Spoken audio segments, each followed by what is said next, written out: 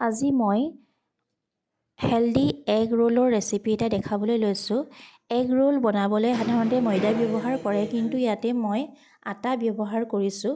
ইয়াতে মই 2 কাপমান আটা লৈছোঁ আৰু অকণমান নিমখ দি দিছোঁ আৰু লগতে 2 চামুচমান ৰিফাইন তেল দিছোঁ। ইয়াতে ৰিফাইনৰ সলনি ঘিউ দিব পাৰে, ঘিউ দিলেতো বেছিয়ে ভাল হয়, ঘিউ বা বাটাৰ দিব পাৰে।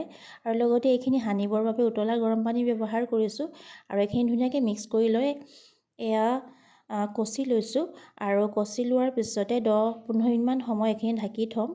আৰু এগ ৰোলখিনি বনাবৰ বাবে মই এয়া গাজৰ ৰুকি লৈছোঁ। গাজৰখিনি মিহি মিহিকৈ ৰুকিব লাগে আৰু লগতে বন্ধাকবি অলপ কাটি দিছোঁ মিহি মিহিকৈ। ইয়াতে মই একো মছলা ব্যৱহাৰ নকৰোঁ, কাৰণ এইখিনি মই টিফিনৰ বাবে বনাইছোঁ। আৰু লগতে অকণমান তিয়ঁহ দি দিছোঁ। তিয়ঁহখিনিও দীঘল দীঘলকৈ মিহি মিহি কৰি কাটিছোঁ আৰু লগতে এটা পিঁয়াজ দি দিছোঁ। পিঁয়াজখিনিও এইদৰে মিহি মিহিকৈ কাটি দিছোঁ। আৰু এয়া হৈছে মটৰ। এগ ৰোলত সাধাৰণতে মটৰ দিয়া নহয়, কিন্তু মই ইয়াতে কেইটামান মটৰ দি দিছোঁ। প্ৰথমতে মই ইয়াত গৰম কেৰাহীখনত অকণমান ৰিফাইন তেল ঢালিলোঁ আৰু লগতে অলপ মিঠাতেল, আৰু তেলখিনি গৰম হ'বলৈ দি প্ৰথমতে পিঁয়াজখিনি দি ল'লোঁ আৰু এয়া তিয়ঁহখিনি দি দিছোঁ আৰু এইদৰে গোটেইখিনি বন্ধাকবিখিনি দি দিম আৰু লগতে গাজৰ, বন্ধাকবি আৰু মটৰখিনি দি নিমখ অকণ দি অকণমান ধুনীয়াকৈ ভাজি ল'ম। যেতিয়ালৈকে আধা সিজা হৈ নাযায় তেতিয়ালৈকে ইয়াতে ভাজি ল'ম। আৰু ইয়াতে মই একো মছলা ব্যৱহাৰ নকৰোঁ, এয়া মটৰখিনি লগাই দিছোঁ।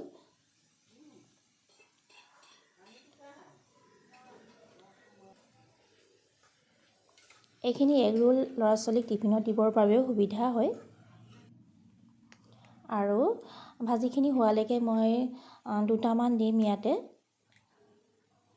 লৈ লৈছোঁ আৰু এইখিনি মিক্স কৰি পেলাম।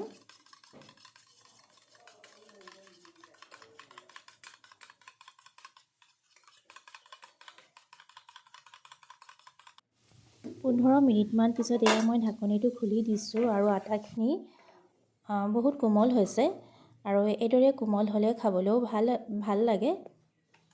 আৰু ৰোলখিনি বনাবৰ বাবে 2খনমান আটা বেলি লৈছোঁ আৰু এয়া ৰুটিখন হৈয়ে গৈছে, এখন বনোৱা হৈ গৈছে। আৰু ইয়াতে মই ৰুটিখন বনাওঁতে মই অকণমান ঘিউ এড কৰি দিছিলোঁ আৰু লগতে এয়া টাৱাখন গৰম হৈ আছে। গৰম টাৱাখনতে অকণমান মিঠাতেল দি ইয়াতে ডিমখিনি দি দিছোঁ আৰু ডিমখিনি আধা সিজোতে বনাই থোৱা ৰুটিখন ওপৰত দি দিব লাগে আৰু লগালগ উল্টাই দিব নালাগে, অকণমান সিজা নিচিনা হ'লে উল্টাই দিব লাগে। আৰু এয়া উল্টাই দিছোঁ, দেখিছে নহয় আপোনালোকে। ইয়াতে মই এখন প্লেটত লৈ লৈছোঁ আৰু এতিয়া ৰোলটো বনাবলৈ ষ্টাৰ্ট কৰোঁ। একেবাৰে সহজ। প্ৰথমতে মই অকণমান টমেট' চচ দি দিলোঁ আৰু লগতে অলপ মেয়নিজ। এই দুটা ধুনীয়াকৈ মিক্স কৰি ল'ব লাগে আৰু আধা সিজা ভাজিখিনি ইয়াতে দি দিছোঁ আৰু এই ভাজিত মই একো মছলা ব্যৱহাৰ কৰা নাই। এয়া এগ ৰোল ৰেডি হৈ গৈছে। একেবাৰে সহজ ৰেচিপি হয়। ভিডিঅ'টো যদি চাই ভাল পাইছে কমেণ্ট কৰি জনাব, লাইক কৰিব আৰু ছাবস্ক্ৰাইব কৰিবলৈ নাপাহৰিব।